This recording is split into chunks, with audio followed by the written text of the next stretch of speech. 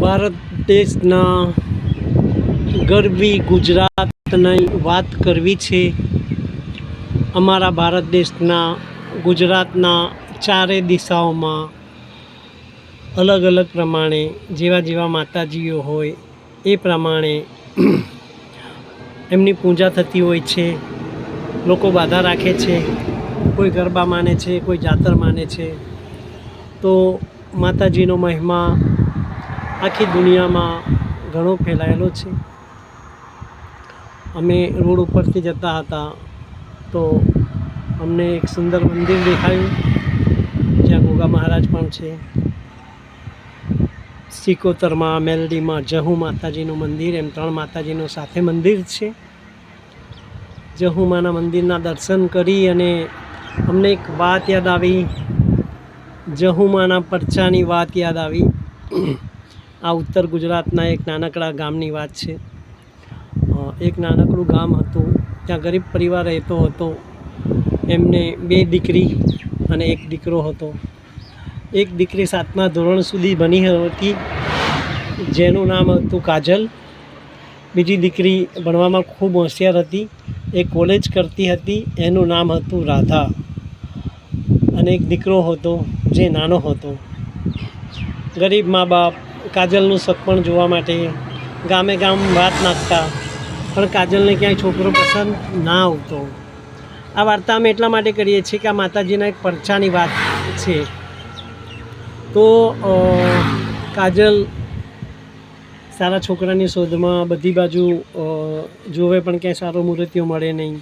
તેવામાં તેઓની સમાજના લોકો ગામ છોડીને વર્ષો પહેલાં મુંબઈ રહેવા જતા રહેલા। ત્યાં ધંધો જામેલો। એ લોકોના ઘરમાં 8 લોકોનો પરિવાર હતો। તો તેઓ પણ એમના દીકરાઓ માટે કન્યા શોધતા હતા, પણ ક્યાંય કન્યા મળતી ન હતી। ગામવાળા, સમાજવાળા બધા એવું જ કહેતા હતા કે ભાઈ જો તમે અહીંયા રહેતા હોય તો તમને ક્યાંક ને ક્યાંક તમારા દીકરાનું સગપણ થાય, પણ મુંબઈ જેટલા દૂર કોણ દીકરી નાખે। તો આવી રીતના એ લોકોને વાતો કરતા। હવે આ લોકોને વહુ જોઈતી હતી અને એ પણ સમાજની વહુ જોઈતી હતી।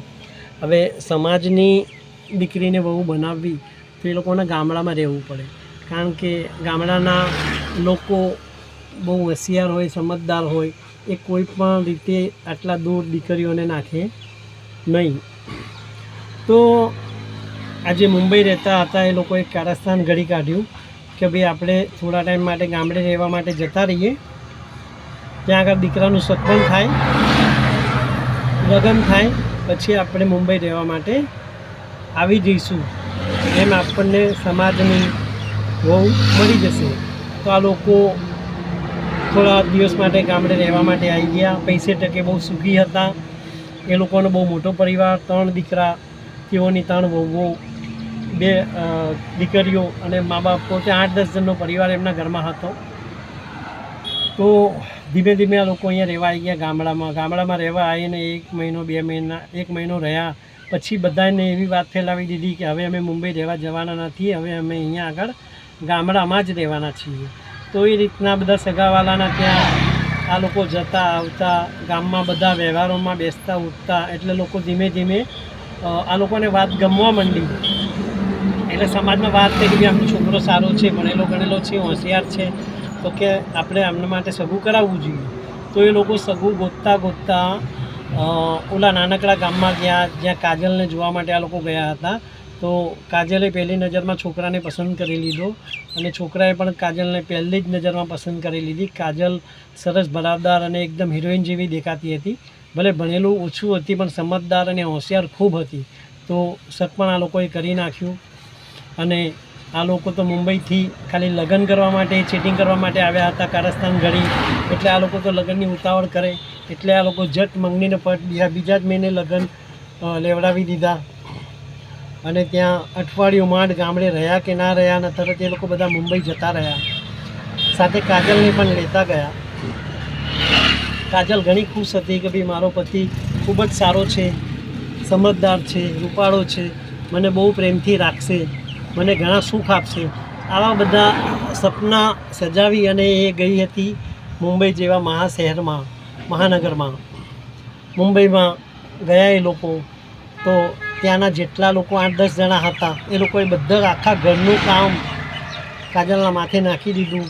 કાજલ રોજ સવારે વહેલી ઉઠે એટલે બધા માટે ચા બનાવવાની, ભાખરી બનાવવાની, નોકરી જતા એ લોકો માટે ટિફિન બનાવવાના. એમાંથી નવરી ના પડી હોય કે બધાએ નાવેલા ધોયેલા કપડાં કાઢ્યા હોય એ પણ એના માથે ધોવા માટે આવી જાય. કપડાં ધોવામાંથી બિચારી નવરી ના પડી હોય અને તરત એને રસોડામાં રાંધવા માટે મોકલી દેતા. રસોડામાંથી માંડ એ નવરી થાય છે ત્યાં જ પાછું બપોરે જમવાના વાસણો ને બધું હોય. આમ ને આમ કાજલને બહુ તરીકે નહીં પણ એક નોકરાણીના તરીકે કામ કરાવવા માંડ્યા. કાજલ દિવસે ના સુકાય એટલી રાતે સુકાય ને રાતે ના સુકાય એટલી દિવસે સુકાય. અને કાજલ એના પતિને વાત કરી કે બીજી ભાભીઓ છે તો ઘરનું કામ નથી કરતી ને બધું કામ મારે કરવું પડે છે. હું થોડી નોકરાણી છું તમારા ઘરની, હું તો આપણા બેનું કામ કરું, બધાનું કામ થોડી કરું. તો એના ધણીએ પણ એના મા બાપ સામે બોલતા એના ધણીએ પણ કાજલ ઉપર હાથ ઉપાડી દીધો. હવે જેનું કોઈ ના હોય એનો કોણ આધાર? કાજલ રડતા રડતા રાતે સૂઈ ગઈ ત્યારે અચાનક એને માં જહુમાની યાદ આવી, સિકોતર મેલડીની યાદ આવી કે એ માં જહુ, એ માં સિકોતર. મેં તો બહુ મોટા મોટા સપના જોયા હતા કે મને કોઈ સારો પતિ મળે, સારું ઘર મળે, મને ખૂબ સારું સુખ મળે. પણ માં અહીંયા તો હું નોકરાણી બની ગઈ છું. માં મારામાં એટલી તાકાત નથી કે આ બધા લોકોના ઘરનું હું કામ કરું. આમ ને આમ માતાજીને યાદ કરતા સૂઈ ગઈ. અને એને બીજા દિવસે એની મમ્મીને ફોન કર્યો કે બા આ લોકો મુંબઈથી હવે ગામડે રહેવા નથી આવવાના, નોકરાણીના જેમ મને કામ કરે છે. બીજી વહુઓ સરકારી નોકરી કરે છે મુંબઈમાં તો એ લોકો તો કામ કરતી જ નથી, બધું કામ મારા માથે નાખી દે છે. તો માં મારે નથી રહેવું. માં હું તો સ્વર્ગમાં હતી અને ક્યાં નર્કમાં આવી. હું તો લગ્ન કરીને પછતાણી. આમને આમ કાજલ એના મા બાપને ફોન પર વાત કરે રડતા રડતા. એના મા બાપ બી રોવા માંડે. પણ હવે દીકરીને લેવા મુંબઈ જેવા મહાશહેરનગરમાં કેવી રીતે જાય? અભણ મા બાપ હતા બિચારા, એ લોકોને કાંઈ ખબર ના પડે. એ લોકોને બજારમાં કે શહેરમાં જવું હોય તો પણ એ ના જઈ શકતા. તો હવે શું થાય? તો એ લોકોએ ઘરમાં દુઃખી હતા. તો એટલામાં રાધા કોલેજથી ઘરે આવી એટલે રાધાએ પૂછ્યું કે કેમ તમે આજે ઉદાસ છો? એટલે મા બાપે રડતા રડતા કાજલના દુઃખભરી વાત કરી. એટલે રાધા કહે કે હારું હેડો આપણે બધા કે આપણે કાજલને લેવા મુંબઈ જઈએ. તો એના મા બાપ તૈયાર થયા અને એ જ રાતે રાધા સૂઈ ગઈ. બીજા દેશની ટિકિટ બુક કરાવવાની હતી. ત્યાં માં જહુમાં અને મેલડીમાં એ રાધાને સપનું આપ્યું કે દીકરી તું ચિંતા ના કર, જહુ મેલડી તારા ભેડી છે. સવાર પડતા રાધાએ મન મક્કમ કર્યું અને મા બાપને કીધું કે તમે ચિંતા ના કરો, હું ભણેલી ગણેલી હોશિયાર છું, મુંબઈની ગલી ગલી શોધીને પણ કાજલને લઈને આવી દઈશ. અને રાધા ટ્રેન બુક કરી અને તરત એ પહોંચી ગઈ મુંબઈ જેવા મહાનગરમાં. મુંબઈના જે એ લોકોએ એડ્રેસ આપ્યું હતું એપાર્ટમેન્ટનું, ત્યાં આગળ જઈને જુએ છે તો કાજલ સુકાઈને અડધી થઈ ગઈ હોય છે. બે બહેનોનું મિલન થતાં બંને બહેનો ધ્રુસકે ને ધ્રુસકે રડવા માંડી છે. ત્યારે રાધા એના સાસરિયાઓને ઠપકો આપે છે કે તમને શરમ નથી આવતી? મારી બેનને અમે કેવી મોકલી હતી, તમે કેવી કરી નાખી છે. હવે મારી બેન અહીંયા એક દિવસ નહીં રહે. તમે લોકોએ ચીટિંગ કર્યું એ લગ્ન કરીને કે ભાઈ અમારી દીકરીને અમે અહીંયા રાખીશું, ગામડે અમે રહેવા આવતા રહે, આમ આવતા રહે, તેમ આવતા રહે. તમે લોકો મુંબઈ ખાલી ફરવા આવવાના બહાને આવી અને મારી બેનને નોકરાણી જેવું વર્તન કરાવો છો. હવે અમારી દીકરીને આજે નહીં મોકલવી, કાલે નહીં મોકલવી. અને તમારે છૂટાછેડા જોઈતા હોય તો આવી જજો ગામડે. રાધા એક મિનિટ પણ રોકાયા વગર કાજલને લઈને ત્યાંથી નીકળી ગઈ.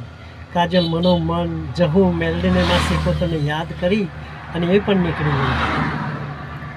તો માતાજીના આવા પચ્ચા છે કે જે માતાજીને માને છે, દુઃખમાં ને સુખમાં માતાજી એમનો જરૂર સાથ આપે છે. બોલો જહુ મેલડી માત કી જય.